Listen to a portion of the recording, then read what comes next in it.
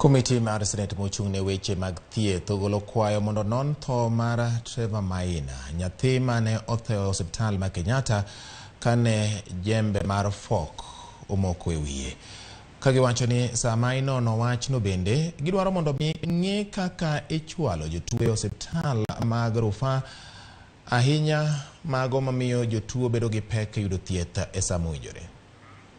Kwa kweli ni masikitiko makubwa kuona mtoto mdogo kama Master Travis kwa miaka miwili amekaa na masaa 20 na jembe na fork jembe kwenye kichwa bila kuweza, na naweza kufikiria mzazi wake, mamake ama wazazi wake walikuwa na uchungu gani kuona mtoto kuwa hawakuweza kumsaidia wao wenyewe.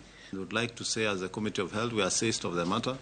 First, we want to sincerely send our condolences to the family of Trevor Maina, to the mother and to the parents for that tragic loss.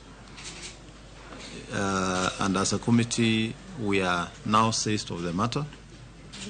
We are taking steps as a Committee for Health to investigate the matter thoroughly. And the issue of negligence or the issue of access to healthcare, with or without money, is a matter that this committee is determined to be able to follow up with the hospitals and send a very strong warning to the hospitals to be able to make sure that at least people are accorded with health services, whether or not they have resources or not.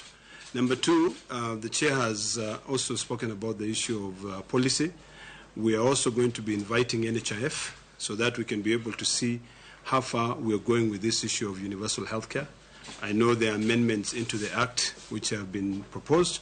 So those are all the issues that we're going to be looking at.